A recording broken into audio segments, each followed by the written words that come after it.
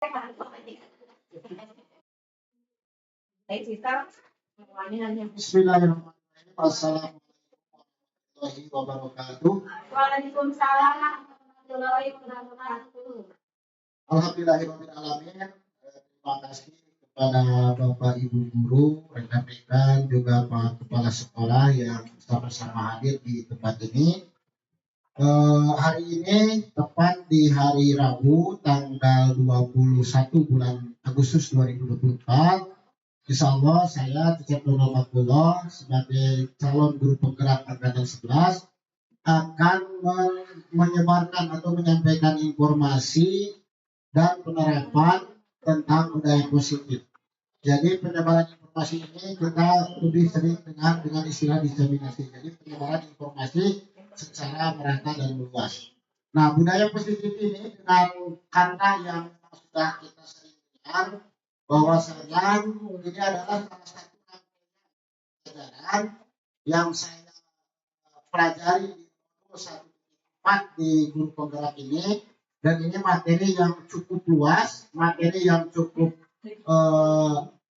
konkret, juga materi yang sangat bisa memberikan pengalaman-pengalaman ataupun wawasan-wawasan yang sangat luar biasa. Jadi di dalam sekolah di kita di SDN Sanatengah ini, alhamdulillah dari segi pelaksanaan pelajaran ataupun dari segi kebiasaan yang sudah kita lakukan, pada dasarnya budaya positif itu kita sudah lakukan meskipun belum secara menyeluruh atau meskipun konsisten. Nah, dalam hal ini berikan saya kesempatan untuk bisa menjelaskan bagaimana alur-alur penerapan budaya positif usaha kita, kemudian bagaimana teori-teorinya, bagaimana tata cara pelaksanaannya, bagaimana juga kita menerapkan di sekolah sampai berdampak nyata kepada siswa kita di kelas ya. Nah ini insya Allah mudah-mudahan nanti kita ada sesi bersama, ada video pelajaran juga yang Bapak Ibu bisa simak sehingga proses pembelajaran budaya positif itu bisa terus kita kembangkan, bisa terus kita laksanakan, dan bisa terus kita konsistensikan di sekolah. Sehingga nanti SDN Sanatengah ini akan menjadi satu pilar kegiatan pembelajaran yang selalu melaksanakan budaya positif. Nah, sebelum kita pada teori masing-masing, bahwa di kegiatan budaya positif ini ada 8 elemen inti yang akan saya coba terangkan. Yang pertama itu perubahan paradigma belajar. Yang kemudian ada disiplin positif. Kemudian ada nilai-nilai kebajikan. Nilai kebajikan itu adalah nilai-nilai kebaikan yang harus diterapkan di sekolah. Kemudian ada kebutuhan dasar manusia. Kita sebagai makhluk sosial ataupun sebagai guru, sebagai warga sekolah itu memiliki kebutuhan dasar. Kita akan bahas bersama. Kemudian ada motivasi perilaku manusia, ya, motivasi dasar perilaku manusia, alasan. Kemudian ada posisi kontrol guru. Nah kita sebagai guru itu akan memiliki nanti posisi kontrol dan di mana kita berada di sana, ya. Dan juga ada keyakinan kelas, dan yang terakhir ada segala restitusi. Ini adalah 8 elemen penting yang akan saya paparkan semua untuk bisa memberikan satu wawasan khusus sehingga kita bisa memberikan atau bisa memberikan kontribusi terbaik di sekolah kita tempat belajar. Nah, paradigma pembelajaran dengan paradigma baru, ya, ini adalah teori secara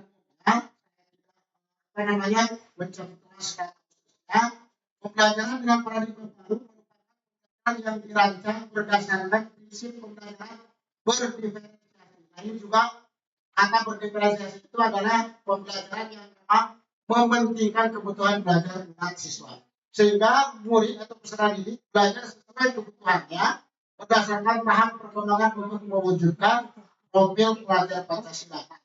Tapi pelajar Pancasila yang sudah bersama atau yang kita bersama bahwa ada 6 elemen profil pelajar Pancasila, dari mulai beriman bertakwa, berkeadilan global, mandiri, bergotong royong, berlaku kritis, dan kreatif. Nah, ini adalah lingkup pembelajaran, paradigma belajar yang harus kita berusaha terapkan. Artinya ke-6 nilai profil pelajar Pancasila itu, meskipun kita belum sepenuhnya mampu mengimplementasikannya, setidaknya kita bertahan dari mulai sekarang untuk bisa mewujudkan nilai-nilai tersebut. Beriman dan bertakwa, berkomunikasi global, bergotong royong dan selanjutnya. Sehingga proses pembelajaran yang kita lakukan, yang kita laksanakan keseharian di kelas, itu akan menjadi dampak baik ketika kita mampu melaksanakan menerapkan ke-6 elemen profil pelajar Pancasila. Karena juga berdasarkan visi yang sudah kita bahas di pekan kemarin, bahwa setiap visi sekolah atau visi itu harus memenuhi salah satunya kepada nilai profil pelajar Pancasila. Dan itu harus kita wujudkan bersama dengan bekerja sama antara warga sekolah, guru juga, kemudian komite dan bersama orang tua. Nah, ini ada miskonsepsi tentang teori kontrol ya. Jadi memang satu persepsi yang memang pada umumnya dan guru itu sudah pasti melaksanakan hal ini karena akan ada satu latar belakang yang berbeda. Yang pertama miskonsepsinya adalah ilusi guru mengontrol murid. Kemudian ilusi penguatan positif itu efektif dan bermanfaat. Kemudian ilusi kritik dan rasa bersalah mampu menguatkan karakter. Dan ilusi orang dewasa berhak memaksa, dan ini adalah beberapa miskonsepsi teori kontrol yang kita bisa laksanakan dan kita bisa lakukan bersama. Nah, di dalam paradigma tadi, masih dalam paradigma belajar, bahwa stimulus respon atau pendekatan teori itu ada di dalam sebuah tabel respon lawan teori kontrol dengan pandangan tentang dunia. Dan ini kita bisa baca bahwa stimulus respon tentang dunia, realitas kebutuhan kita sama. Tetapi dalam teori kontrol tentang dunia itu realitas dan kebutuhan kita itu pada faktanya berbeda. Kemudian semua orang melihat hal yang sama, tetapi pada teori pada dasarnya adalah setiap orang memiliki gambaran yang berbeda. Kemudian ada stimulus, kita mencoba mengubah orang agar berpandangan sama dengan kita, tetapi pada faktanya kita berusaha memahami pandangan orang lain tentang dunia. Artinya bahwa kita bisa memandang sesuatu itu, tidak bisa memaksakan bahwa kita harus memiliki pandangan yang sama. Pada dasarnya kegiatan-kegiatan responsibility dalam hal ini itu akan berbeda. Kemudian perilaku buruk dilihat sebagai suatu kesalahan. Kemudian di teori kontrolnya adalah semua perilaku memiliki tujuan. Jangankan perilaku yang benar, perilaku yang salah pun itu biasanya orang memiliki alasan tertentu. Kita contohkan saja di kejadian sehari-hari, orang misalkan mencuri. Itu jelas perilaku itu sangat benar, otomatis perilaku yang salah. Tetapi ketika ditanya si orang tersebut, itu akan memiliki alasan tertentu. Baik itu alasannya yang bersifat urgent atau memang pribadi, atau yang bersifat karena ego sendiri. Kalau misalkan kita dikatakan salah karena anak-anak yang bisa uang atau apa, itu ada beberapa perbedaan. Tapi ketika ditanya, mungkin anak itu yang nah, pada dasarnya itu akan ada alasan tertentu ketika melakukan kesalahan. Begitupun perilaku yang dianggap benar, itu jelas ya. Ketika kita melakukan positif disiplin kepada anak, itu tidak punya alasan. Sehingga setiap perilaku yang kita lakukan, baik salah maupun benar, itu di belakangnya ada alasan. Kemudian orang lain bisa mengontrol saya, ini dalam stimulusnya.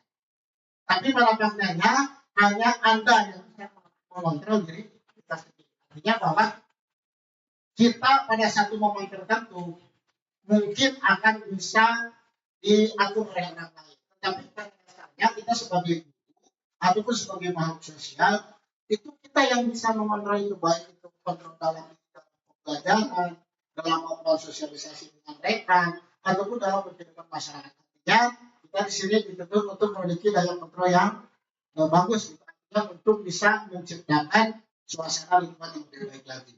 Kemudian pemaksaan ada pada saat rujukan gagal, tapi pada faktanya kolaborasi dan konsensus menciptakan pilihan baru. Ini lebih kepada jiwa-jiwa sosialisasi dalam pelaksanaan ketika ada sebuah hal yang baru yang kita paksakan. Nah, yang terakhir, model berpikir menang kalah. Di kalimat yang terakhir ini ada hal yang menarik bahwa kita berpikir itu tidak boleh pesimis. Kalau dalam bahasa pendidikan itu, kita sebagai seorang guru, kita sebagai seorang makhluk itu tidak boleh berpikir kita menang kalah. Artinya, kalaupun kita merasa ada suatu hal yang kurang, tetapi kita kalau berpikirnya menang-menang, artinya positif dengan positif, itu akan mendorong kita untuk melakukan atau mencari sebuah solusi. Ya, jadi baik-baik dalam pembelajaran, misalkan kurang interaktif, mungkin besoknya bisa diperbaiki. Kemudian dalam hal ini ada beberapa misalkan komunikasi dengan mereka, apa itu bisa dilakukan, bisa diperbaiki. Artinya bahwa kita tidak boleh bersikap pesimis, baik dalam proses pembelajaran ataupun dalam proses komunikasi. Dan ini adalah kepada teori kontrol untuk sebagai kita belajar. Nah, dari sistem yang paradigma belajar tadi, pada dasarnya itu kita berusaha perlahan mengubah tekanan kita, mengubah posisi diri kita, bagaimana menciptakan satu pembelajaran yang lebih baik. Dan tidak ada manusia yang sempurna, tidak ada guru yang sempurna, siapapun itu di dunia ini tidak sempurna. Tetapi pada dasarnya, ketika ada perubahan-perubahan kecil yang kita lakukan, itu akan nanti berdampak pada perubahan besar berbasis. Karena pada dasarnya budaya positif yang akan kita terapkan itu bukan hanya untuk kita, tetapi kita harus mampu menularkan itu kepada anak, kepada siswa, yang sehingga nanti akan menjadi satu kebiasaan baik atau satu kebiasaan positif bagi mereka. Nah, setelah paradigma tadi, ada elemen yang kedua dan ini juga sangat penting, yaitu tentang disiplin positif.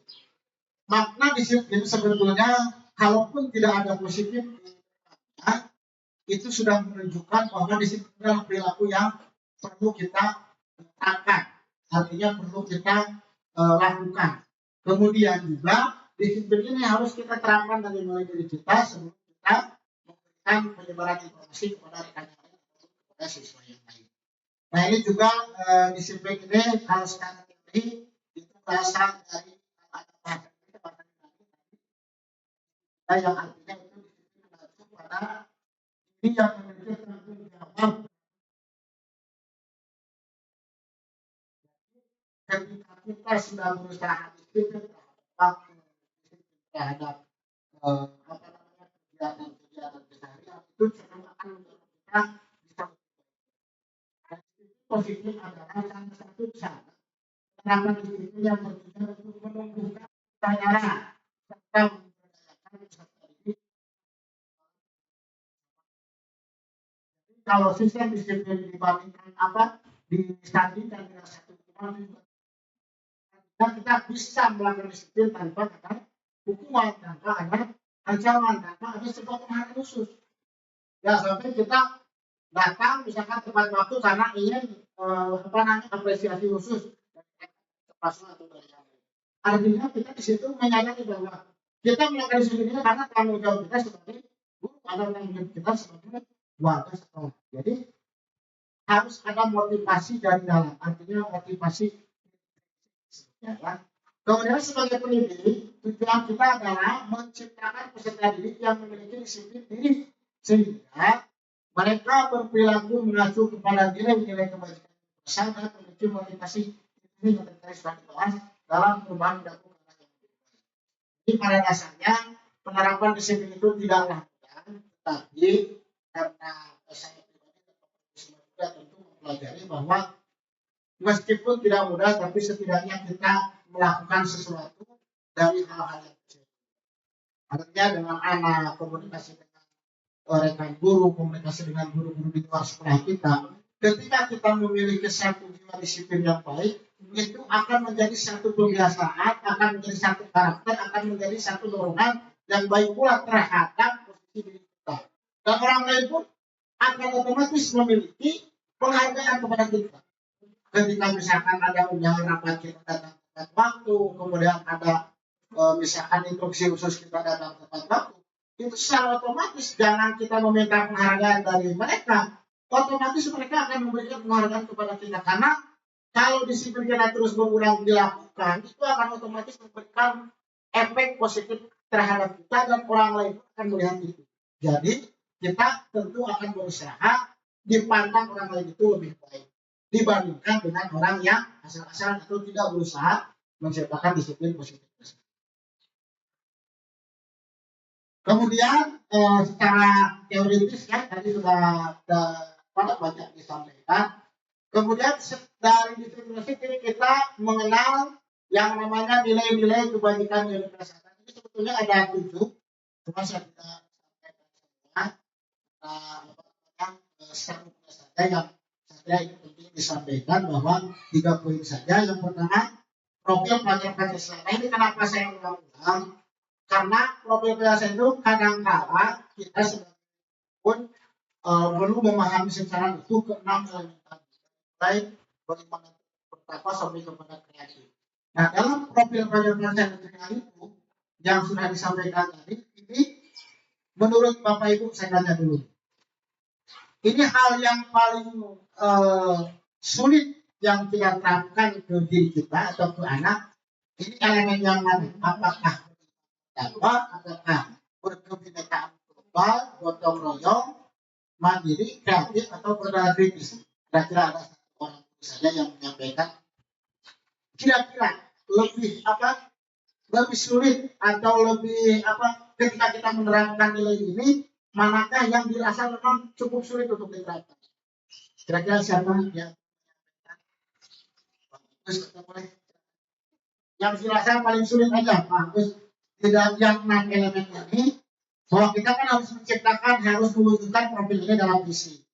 Sebab pada faktanya, kesehariannya kan kita belum bisa memaksimalkan hal itu.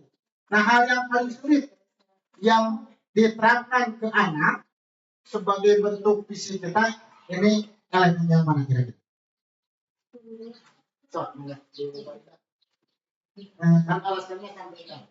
Baik, mungkin semua juga memiliki tantangan sendiri, mulai dari beriman dan bertakwa, terus kebinekaan global, gotong royong, dan bertakwa itu memiliki tantangan tersendiri.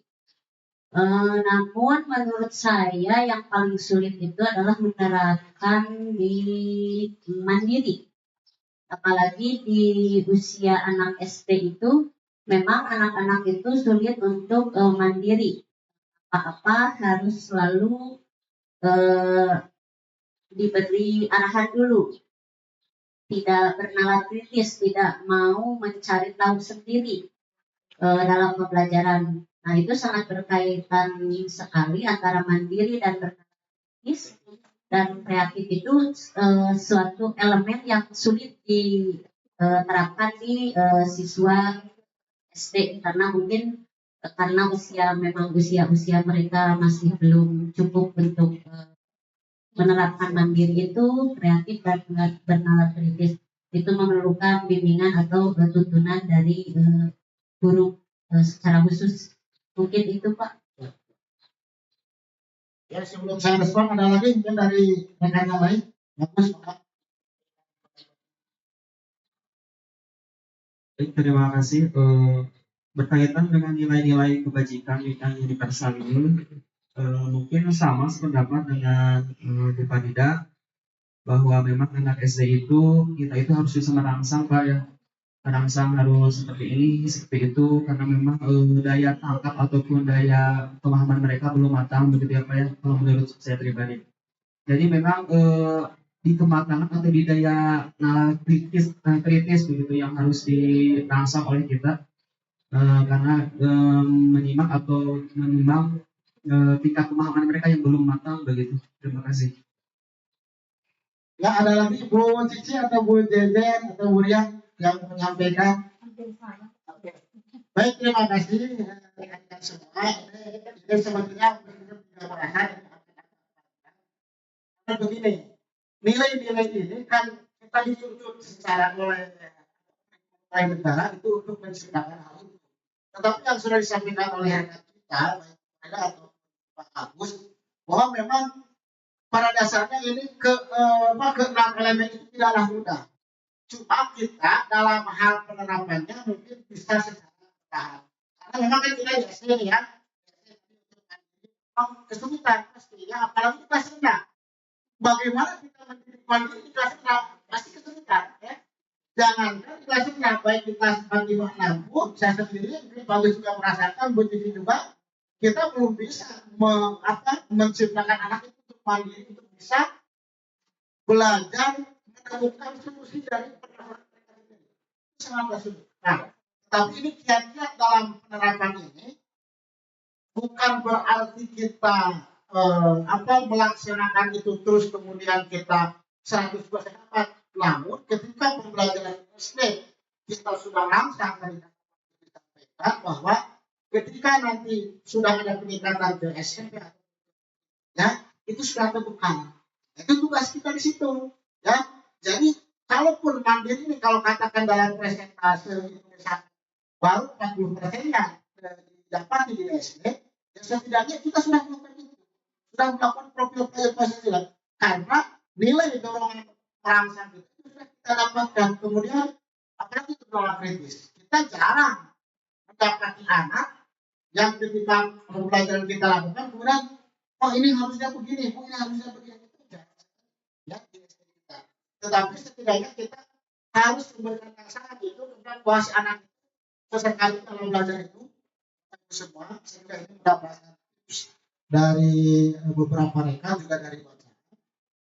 Sesekali kita belajar atau memberikan penerangan kepada anak kemudian di kelas tinggi saya sarankan kalau di kelas 6 jangan ya, ini dianjurkannya di antara kelas 5 6 ya. Sesekali kalau misalkan belajar matematika atau belajar IPA atau belajar apa itu kita terangkan yang salah. Sesekali itu perlu untuk memancing mereka bahwa mereka mengerti dengan apa yang kita sampaikan. Ya, misalkan dalam matematika ada contoh saya tidak tahu misalkan kalau suatu kali kerja yang ada di salah satu yang salah, nah itu apakah akan ada nggak yang tanggapan kepada kita? Jadi kalau kita misalkan langsung memberikan yang benar, ini caranya seperti ini, benarnya seperti ini, itu kan pasti mereka pasti nurut. Nah kita sesekali coba lakukan dengan instrumen yang sederhana, memberikan satu penjelasan yang disalahkan, tapi bertujuan untuk memancing bernalar kritis itu tadi. Ya, salah satu seperti itu. Kalau kita untuk memancing bernalar kritis itu memang sulit ketika kita melakukan pembelajaran merangkap dengan sesuai materi. Jadi tidak ada hal yang membuat mereka mengulang gitu. Dalam arti, misalkan gurunya 7 kali, 21 kok, 91 cici kok 20. Ketika kita tulis angka 7 kali 1 20 ada nggak yang coba sesekali di dalam kelas itu namanya itu lakukan hal-hal seperti itu untuk memancing mereka berarti ketika anak pada seharusnya itu kuasa situasinya ini gimana caranya kalau begitu angka 21 misalkan ini begitu. Nah itu kita sudah memberikan respon itu karena tetapi tentunya setelah selesai melakukan seperti itu kita lakukan penjelasan tadi bahwa sengaja memberikan angka yang salah untuk memancing anak ada enggak yang konsen, ada enggak yang fokus, ada yang paham. Nah itu ya untuk berlaku itu kalau di kelas rendah mungkin dalam permainan ini juga bisa dilakukan tapi sifatnya yang sederhana. Mungkin hitungan sederhana atau situasi sederhana. Meskipun itu tidak mudah tapi bisa dilakukan. Kemudian juga untuk tadi kreatif. Nah, nilai kreatif ini saya juga sering dibahas ya, dalam beberapa bahwa kreatif itu tugas kita yang mendesain pembelajaran, tetapi juga respon atau merangsang anak itu kreatif ikut berinteraksi. Nah, saya selalu menerapkan, saya selalu memberikan satu arahan-arahan khusus bahwa Kalau ingin muncul kreatif ketika ada pembelajaran, salah satu kunci yang paling paling sukses bisa dilakukan atau paling bisa itu ada media konkret, media sederhana. Meskipun tidak semua dalam pembelajaran ya. Artinya kalau kita misalkan hanya dengan sebatas korek api saja bisa memancing emosional anak ketika ada media ini melakukan sentuhan apa misalkan itu boleh ya dilakukan secara kreatif. Karena korek api itu kan digunakannya untuk menyalakan api, bukan untuk bermain berternak. Kita lakukan hal itu untuk menjadi pembelajaran itu juga salah satu. Jadi metode-metode atau metode akan membantu kepada dalam pembelajaran. Selalu dari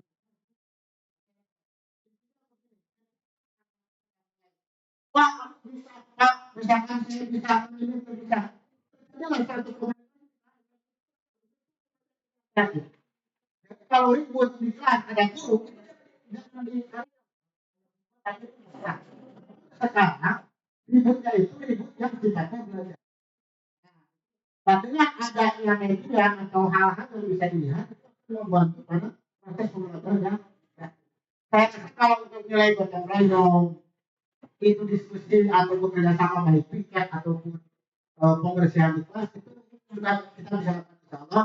Nah kalau kebijakan global ini lebih takutnya mengasahkan ini lebih kepada kearifan lokal di daerah kita ya.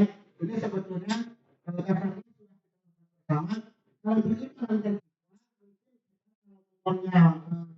bisa memungkinkan mungkin ada pelaksanaan sholat duha ya ini harus sebagai guru. Nah untuk meningkatkan itu kan tapi pada praktek tapi memberikan kita menilai kepada anak untuk bahwa perlunya kita beriman dan bertakwa kepada Tuhan yang Maha Esa. Jadi profil pelajaran dasar itu memang kita di SD tidak dituntut sempurna untuk dapat itu, tetapi memberikan rasa-rasa untuk bisa melanjutkan ke anak atau ke kelas yang lebih tinggi.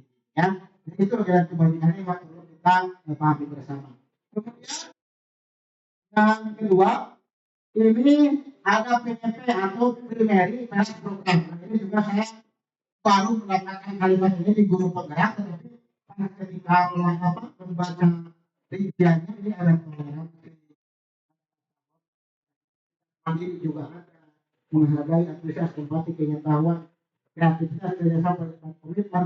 Ini sebetulnya lebih kepada tidak jauh tadi yang disampaikan di contoh toleransi. Bagaimana kita dengan rekan, bagaimana kita dengan siswa, misalkan dalam satu contoh saja, anak kita sudah masuk ke kelas.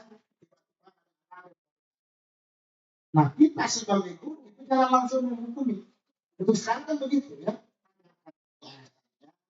Dari mana dulu, yang misalkan dari perjalanan atau memang disuruh orang kita tidak boleh menjustifikasi anak ketika melakukan kesalahan.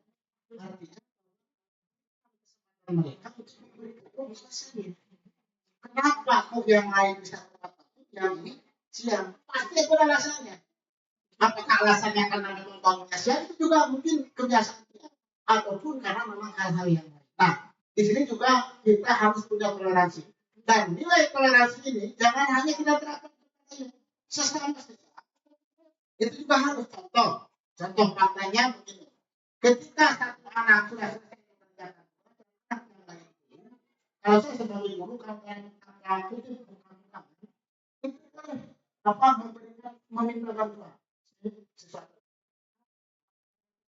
dengan catatan bukan di kegiatan ulangan. Artinya ada komunikasi dan si siswa tersebut akan merasa dihargai. Oh, ini yang sudah lebih bisa. Kadang-kadang kan kalau bilang ini yang kita bilang kita itu yang lainnya ya istilahnya lah kita melakukan komunikasi. Rasa hormat ini cenderung kepada guru kepada murid. Kita pun harus memiliki rasa. Dan cara bagaimana? Ya kita mungkin dengan perilakunya namanya tidak mengeluarkan juga ini juga lebih kepada perilaku kita. Jadi pada dasarnya nilai kebajikan itu dari kita dulu untuk diterapkan ke anak ya. Kemudian juga mandiri tadi sudah dibahas, menghargai juga saling rasa dipahami antusias. Nah, di nilai antusias ini kalau saya membaca dari satu reaksi khusus, ini untuk memancing antusias ini yang memang tidak mudah. Tetapi ketika kita mampu melaksanakan dari mulai komunikasi dan juga mendesain pembelajaran, ada misalkan pembelajaran kita ajak keluar nih untuk mengecek misalkan akar tumbuhan apa yang ada di lingkungan sekolah atau mengecek misalkan sekitar lingkungan. Nah, kita bisa cek anak dengan di kelas dengan di bawah di luar, antusiasnya pasti berbeda. Meskipun dalam pikirannya aku belajar di luar, padahal pikiran mereka itu cenderung ketika belajar di luar itu lebih bebas. Tapi kita harus tetap menguatkan nilai pembelajaran. Anak senang boleh, anak bergembira dalam belajar dan boleh, dan itu harus. Tetapi jangan lupa kita sebagai guru dan penciptaan itu tentu harus bisa menerapkan atau memberikan nilai belajar yang ada di luar lingkungan sekolah. Dan juga empati, kalau empati lebih kepada rasa, pengetahuan juga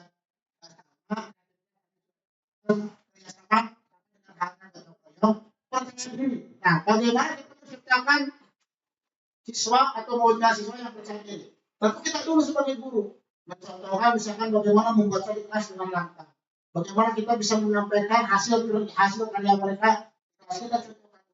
Jadi ketika ada siswa yang memiliki kepercayaan diri kurang, jangan jawaban salah, jawaban benar. Kan kita harus berikan stimulus bahwa yang dinilai bukan jawaban atau benar, tapi yang dinilai adalah kemampuan untuk tampil di depan. Ketika salah akan diberikan, ketika benar akan diberikan. Maka itu mancing-mancing dengan hal-hal yang seperti itu. Komitmen. Kalau komitmen itu berhubungan dengan tanggung jawab. Dan yang terakhir di pasal ini membahas tentang skill. Dan ini juga karakter yang dapat dipercaya, urusatif, pendengar yang aktif dan tidak mendengar. Artinya ini lebih kepada supaya anak itu atau kita sebagai guru juga bisa mengaktifkan sel-sel potensi siswa. Ini juga kita harus bisa memancing apa sih kemampuan atau apa sih keterampilan khusus mereka yang bisa kita tingkatkan. Dan kita misalkan salah satu contoh saja memberikan satu tugas untuk menggambar. Kita berikan kisi-kisi menggambar kepada mereka, tetapi ketika mereka ini punya warna ini punya warna ini, kita tidak boleh, oh ini sama dengan warna ini, nggak boleh.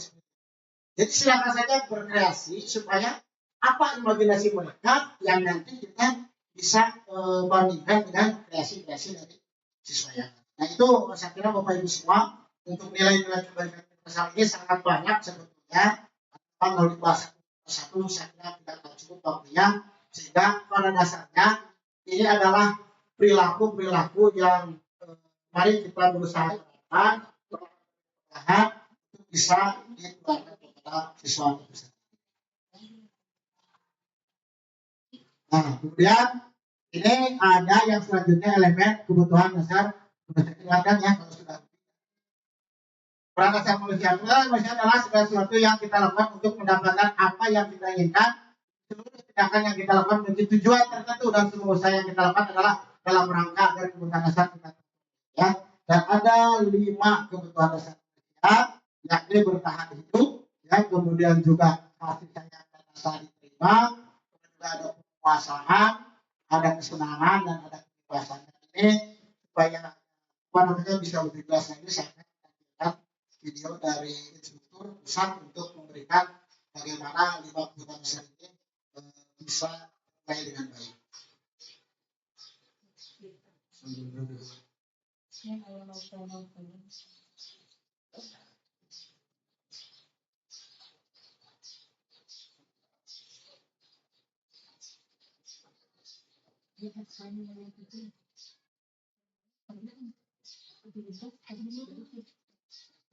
Ya, ini 5 kebutuhan dasar manusia yang mungkin nanti tidak akan semuanya ya saya potong.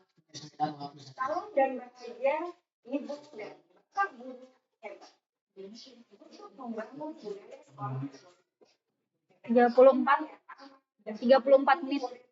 jadi pribadi yang seimbang ya. Salah satu interaksi yang dapat dilakukan oleh guru adalah mengambil sebuah kebutuhan dasar yang mendasari perilaku. Pada video kali ini kita akan membahas tentang 5 kebutuhan dasar manusia.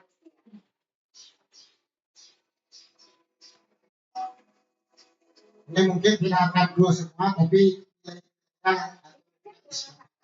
dalam salah satu tulisannya menyatakan kita sebagai contoh berbandingannya dengan hidup tumbuhan seorang petani dalam hakikatnya sama kewajibannya dengan seorang yang menghadapi hanya dapat menuntun tubuhnya.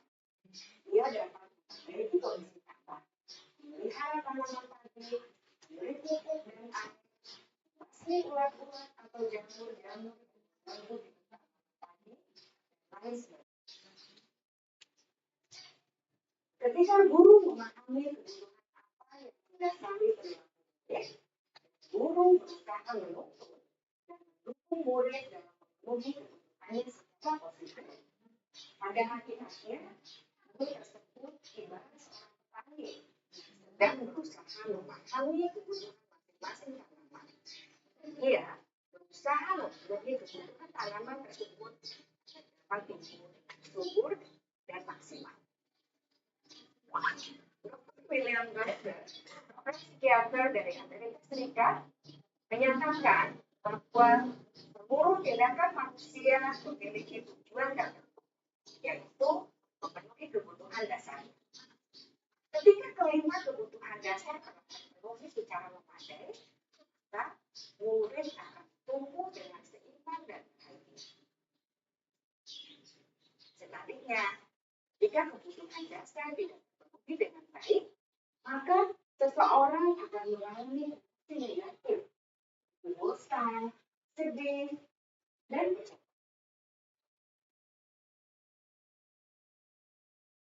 Dan mereka dapat melakukan perbuatan yang bertentangan dengan nilai-nilai kebajikan, melanggar peraturan.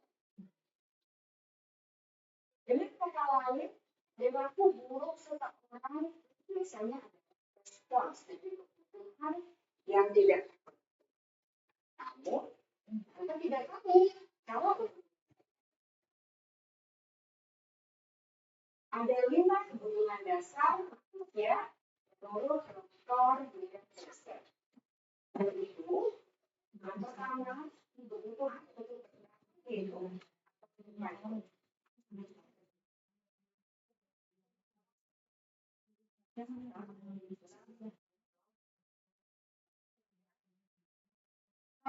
Akan menjelaskan atau cerita kebutuhan dan kelima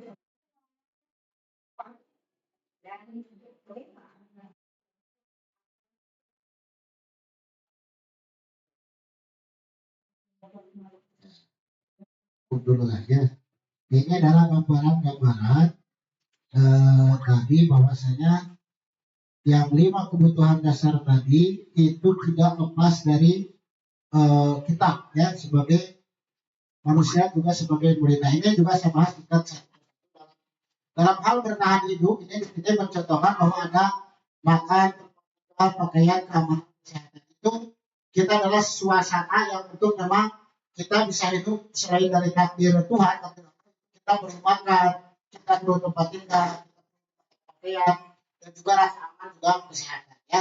Jadi ini juga satu kebutuhan dasar yang pasti kita alami dan pasti kita rasakan. Dan yang kedua adalah kasih sayang dan rasa terima. Nah, ini kita sebagai guru ini penting ya memahami hal ini karena ini rasa diterima kemudian juga diperlukan dan berbagi satu hal yang memang perilaku ataupun rasa ingin hati supaya kalau kita diterima ataupun diberikan satu kasih sayang itu akan cenderung bisa memberikan efek yang baik kepada siswa juga kepada kita sebagai manusia. Kemudian juga ada penguasaan, ini lebih kepada hati, keinginan yang dianggap dan memimpin konversasi yang tidak benar. Ketika ada tanggapan-tanggapan, ketika ada pendapat, ketika ada satu hal yang kita perbuat ataupun berbuat, ketika kita diapresiasi, ketika kita punya satu produk atau hasil yang dianggap itu bermanfaat, tentu kita itu bisa diakui oleh orang, ya. Dan itu rasa kita mampu menguasai. Kemudian yang keempat itu ada kebebasan. Ini dalam hal ini ada mandiri, memiliki pilihan, mencoba hal yang baru, mampu berkata. Ini kebebasan dalam tanda kutip bukan berarti bebas-bebasnya, tetapi anak dalam proses belajar itu terkadang keinginan itu belajar kadang ada yang kelas dengan belajar yang kadang ingin merasa coba sekarang mah ingin posisi mampunya diubah, kemudian juga hal-hal pelajaran yang lain yang merasa mereka nyaman, tidak betul seperti itu saja. Nah yang terakhir itu ada kesenangan itu lebih kepada karena kodrat anak itu kalau kata PHD main, jadi memang dalam proses pembelajaran itu harus ada bermainnya, ada fokusnya, ada dalam hal kesenangan ini tentu yang tidak melampaui batas, ya. Jadi ini 5 kebutuhan dasar sebagai satu penjelasan yang pasti ini kita harus bisa lakukan dan pasti kita rasakan untuk bisa memahami terlebih dahulu bagaimana anak itu perlu kita berikan kasih sayang, perlu kita berikan kebebasan, perlu kita berikan kesenangan juga mereka untuk bisa terus meningkatkan potensi. Kemudian, nah ini ada motivasi elemen yang berikutnya, motivasi perilaku manusia. Ini salah satunya untuk menghindari ketidaknyamanan dia adalah motivasi dari waktu ekstrinsik. Dan untuk mendapatkan imbalan atau penghargaan. Dan yang intrinsiknya itu untuk menjadi orang yang mereka inginkan, menghargai diri sendiri dengan nilai-nilai yang mereka percaya. Dan kita harapkan ini motivasi ekstrinsik ini kalau kata praktis saya seperti kita memberikan satu perhatian pada anak itu bukan tidak boleh, misalkan dalam makanan bukan tidak boleh, tapi mungkin jangan dibiasakan karena itu memunculkannya hanya bersifat ingin imbalan. Mereka melakukan itu hanya ingin, bukan berdasarkan keingintahuan motivasi belajar mereka yang tinggi. Tetapi yang harus kita tanamkan dari sekarang adalah motivasi yang intrinsik, yang dari dalam, sehingga mereka ketika belajar itu karena mereka ingin tahu, karena mereka ingin menguasai materi ini, karena juga mereka ingin lebih bisa berprestasi dalam hal ini. Nah ini kita upayakan untuk memancing atau memberikan satu stimulus untuk motivasi yang intrinsik. Dan ini pada dasarnya tidak ada yang salah, ya, baik ekstrinsik atau intrinsic tidak ada salah, cuma kita diarahkan, kita dianjurkan untuk lebih menguatkan pada motivasi intrinsiknya. Itu ketiga motivasi perilaku. Nah, kemudian yang berikutnya, ini adalah pembahasan yang paling saya suka, dalam arti suka itu adalah kita jadi sadar bahwa kita itu sebagai seorang guru ada di posisi mana, ya. Jadi ada 5 posisi kontrol dan ternyata posisi kontrol itu ternyata semua itu ada yang negatif. Nah, yang negatif otomatis harus kita hindari. Meskipun kita sering melakukan itu, nah kita sedikit perlahan untuk tidak menjadi posisi kontrol. Yang pertama penghukum. Nah penghukum ini termasuk kontrol yang negatif karena kalau kita langsung justifikasi ke anak itu ya memang ada dampaknya ada, tetapi dalam hal pembelajaran di era sekarang itu menjadi perilaku yang salah ya kalau kita posisi menghukumi anak. Karena kalau kita kan apalagi yang karakter bukan berbeda-beda ya, ada yang memang bisa tegas, kemudian juga marah-marah dalam karena kita kan punya ini masing-masing ya, sikap dan perilaku karakter masing-masing. Nah, disarankan dalam hal ini posisi kontrol yang negatif itu kita hindari. Yang pertama penghukum, yang kedua pembuat rasa bersalah.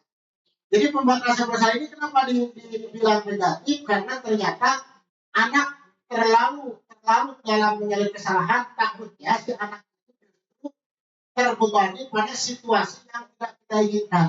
Artinya mungkin dalam konteks ini kontrol penghukum dan pembuat rasa bersalah itu persentasenya mungkin jangan sampai lebih besar daripada posisi kontrol yang lain seperti itu.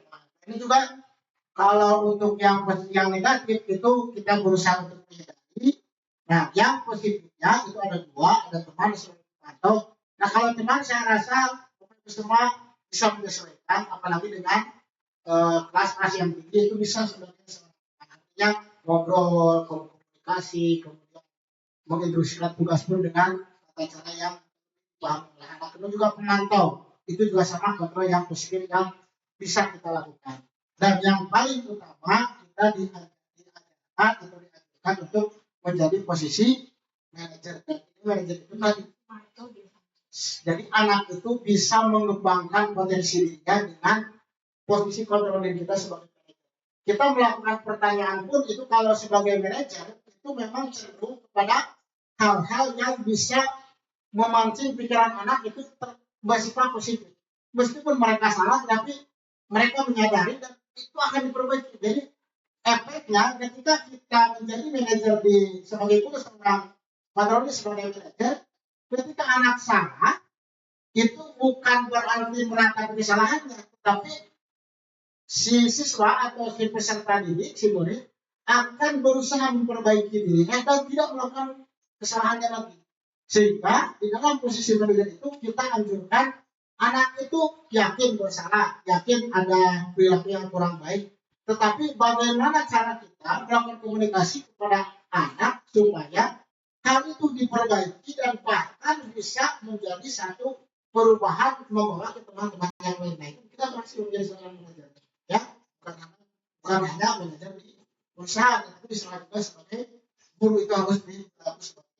Banyak hal-hal yang bisa kita lakukan, solusi-solusi ketika akan memiliki masalah, ya. Dan itu 5 posisi kontrol dulu yang memang 2 kita hindari, yang 3 ini teman pemantau kita laksanakan, dan yang terakhir sebagai manajer kita berusaha bersama. Meskipun saya tahu bahwa itu tidaklah mudah, ya. Dan yang selanjutnya, nah ini tabel uraiannya, ini ada contoh-contoh, namun tidak jelas, ya. Ini nanti bisa bisa dibaca, bisa diberikan kalau guru programnya. Dan ini ada tabel contoh bagaimana kita bagaimana sikap kita sebagai sahabat yang membuat rasa bersalah sebagai teman, sebagai partner dan sebagainya. Ini tabelnya sangat lengkap dan bisa dipelajari. Nah, ini sebetulnya ada contoh suka. Nah, yang selanjutnya ini Bapak Ibu juga ini adalah proses elemen berikutnya yang tidak kalah penting, yaitu segitiga restitusi. Dan ini juga kalimat atau redaksi materi yang saya juga baru di CNP ini mendapatkan ilmu ini atau wawasannya. Jadi mohon maaf kalau penjelasannya memang karena memang ini adalah satu pola penyelesaian masalah dengan tahapan-tahapan yang sudah ditentukan. Segitiga restitusi adalah suatu proses dialog yang dijalankan guru atau orang tua agar dapat menghasilkan murid yang mandiri dan bertanggung jawab. Dan segitiga restitusi ini dilakukan tujuannya bukan menyalahkan, tapi bagaimana anak berubah menyadari dari yang melakukan kesalahan menjadi satu contoh yang baik ke depannya. Ya. Dan ada 3 elemen atau 3 tahapan dalam segitiga restitusi ini. Yang pertama, menstabilkan identitas. Ya, kemudian juga ada validasi tindakan yang salah, dan yang terakhir menanyakan keyakinan. Ini kita bisa bahas satu-satu dari baik menstabilkan identitas. Nah, menstabilkan identitas ini berdasarkan prinsip kesalahan adalah bagian dari proses pembelajaran, menggeser identitas gagal ke identitas sukses. Nah, dalam proses dialog di menstabilkan identitas ini kita anak memahami kesalahan ketika melakukan satu pelanggaran, tetapi kita manusia belajar, tidak mungkin tidak pernah melakukan kesalahan, tidak mungkin anak tidak melakukan satu pelanggaran. Artinya bahwa dalam proses penstabilan ini kita berikan keleluasan kepada anak untuk mengakui kesalahannya, kita jangan melupakan karena itu sebuah proses dari interpretasi yang benar. Kurang baik, kurang juga, tapi ada identitas yang kedua, tahapan kedua, seperti yang jelas, ya. Ini prinsip tadi berbuat salah itu wajar. Kita bisa sampaikan kalimat berbuat salah itu wajar. Tidak ada manusia yang sempurna. ibu bapak juga pernah melakukan hal itu. Kalimat-kalimat ini bisa kita berikan, kita sampaikan ke anak, sehingga ketika melakukan kesalahan pun mereka melihat saya salah, tapi ternyata memang pada dasarnya tidak mungkin bisa terpaksa. Juga ada ibu dan bapak tidak ingin mencari tahu siapa yang salah, tapi mencari solusi dari masalah. Berhak merasa. Artinya di sini tidak menyalahkan, tetapi memancing anak untuk sama-sama mencari solusi. Yang saya bilang identitas ini adalah satu pertanyaan dialog pembuka untuk memancing anak dulu, gitu ya. Memancing anak dulu. Kemarin kita sudah praktekkan meskipun dalam satu desain tertentu, tetapi sudah dilakukan dan ini bisa kita laksanakan pada banyak ketika anak melakukan kesalahan. Kita bisa mengenali dengan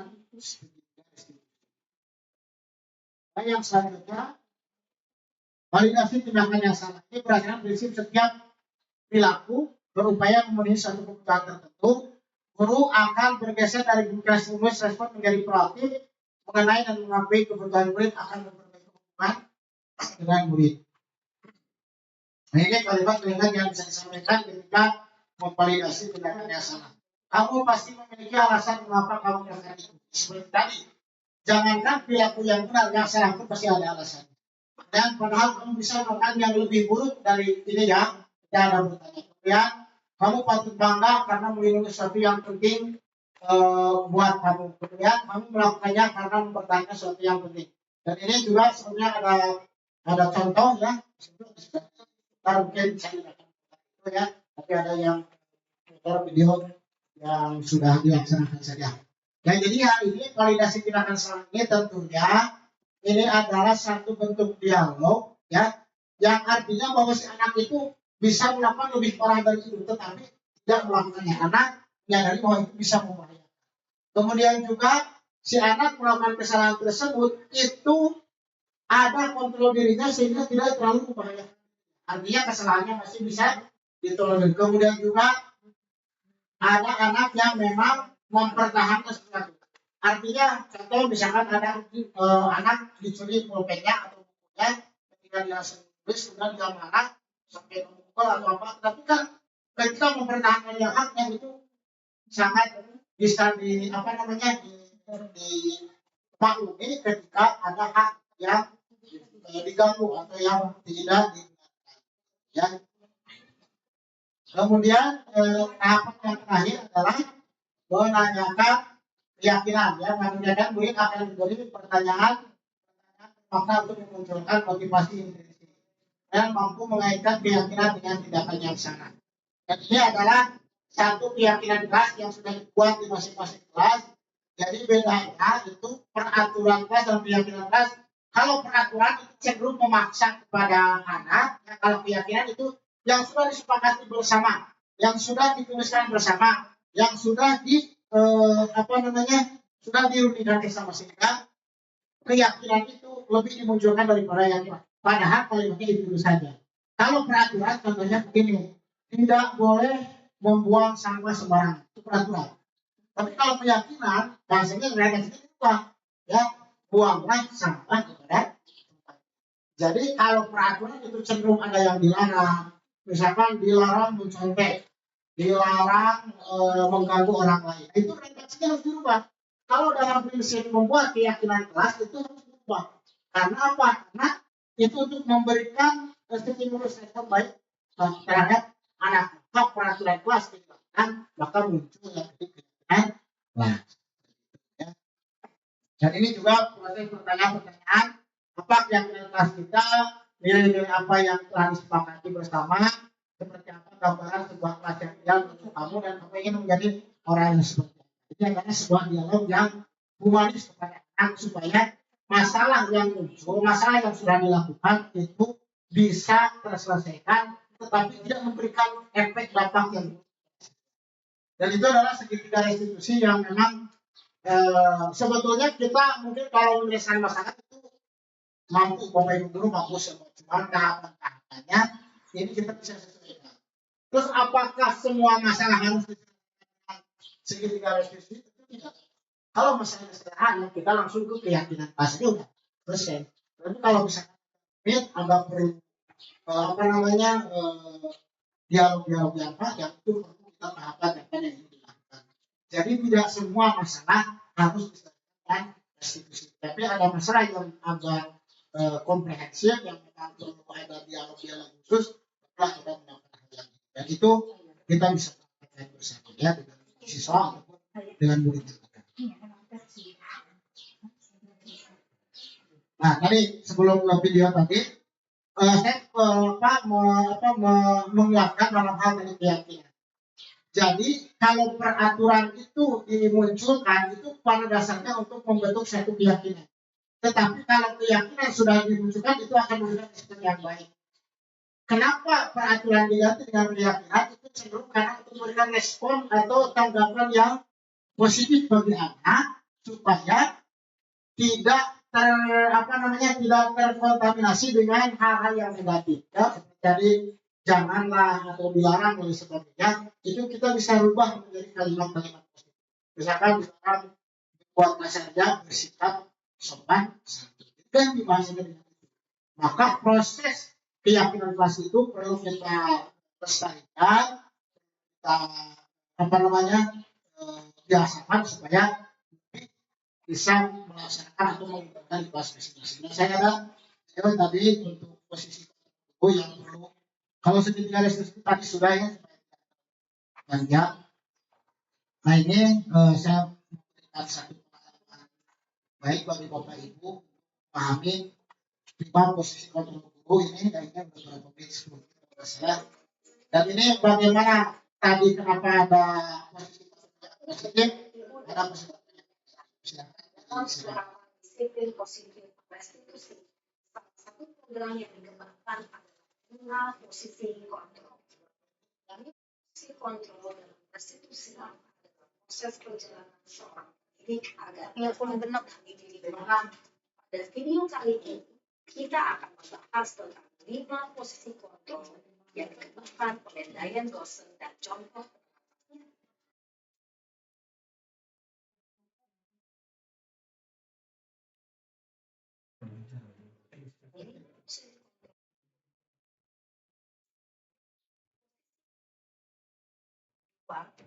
Posisi pembuat rasa bersama. 3. Posisi teman. 4. Posisi pemantau atau monitor. Dan 5. Posisi manajer. Untuk lebih memahami kelima posisi tersebut, mari kita saksikan kasus yang lain yang terlambat hadir 20 menit sekarang. Jadi video yang sangat penting menurut saya ya Masalah tersebut agak lewat dari satu jawab sedikitnya, tapi dipotong. Nah,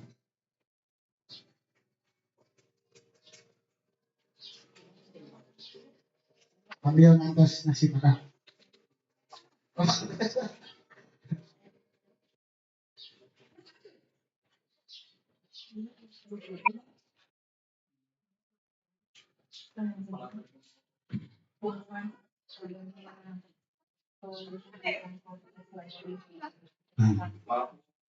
Ya, beli meeting lainnya. Nah ini sebetulnya ini bisa kita tonton, ini juga baik untuk kita anut dari top tadi bahwa dari perilaku dari sikap yang disampaikan tentu ini tidak dianjurkan kita lakukan di kehidupan sehari-hari. Tapi kita sebagai contoh. Jadi memang ini adalah posisinya langsung hukum ya. Maksudnya itu kita berusaha menghindari supaya anak bisa baik lagi dalam respon. Dan ini di slide terakhir karena sudah dan saya pikir tidak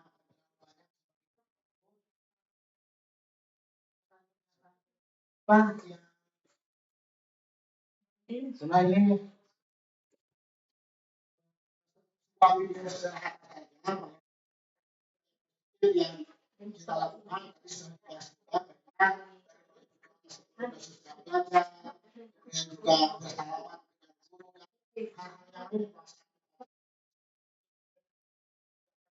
itu juga budaya positif yang sama sudah kita terapkan bersama ya.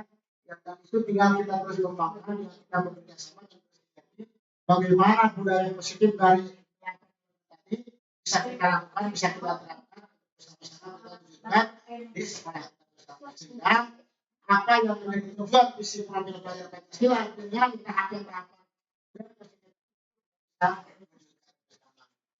kesimpulannya bahwa budaya positif di sekolah kita sudah kita laksanakan, tinggal kita berkomitmen mengembangkan dan melestarikan budaya itu supaya berdampak baik kepada anak sehingga nanti ketika sudah semakin dewasa anak menganggap bahwa dahulu ketika belajar di sekolah sudah membiasakan hal-hal yang baik di sekolah.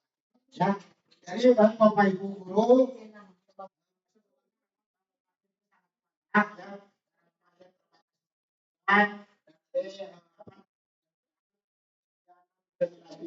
kita memberikan satu pencerahan untuk kita melakukan hal yang terbaik bagi sekolah juga bisa merubah perlahan hal-hal yang tadinya kurang baik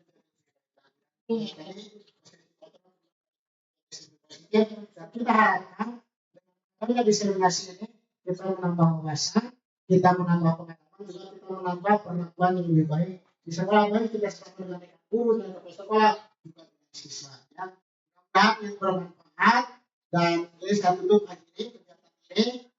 Saya kira ketika ada proses suatu masalah di sekolah, mari kita selesaikan dengan baik, mari kita selesaikan bersama untuk mewujudkan kedepan yang berdampak kualitas. Terima kasih atas perhatiannya. Sampai jumpa di lain kesempatan.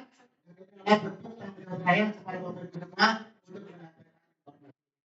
Untuk di lain kesempatan. Assalamualaikum warahmatullahi wabarakatuh.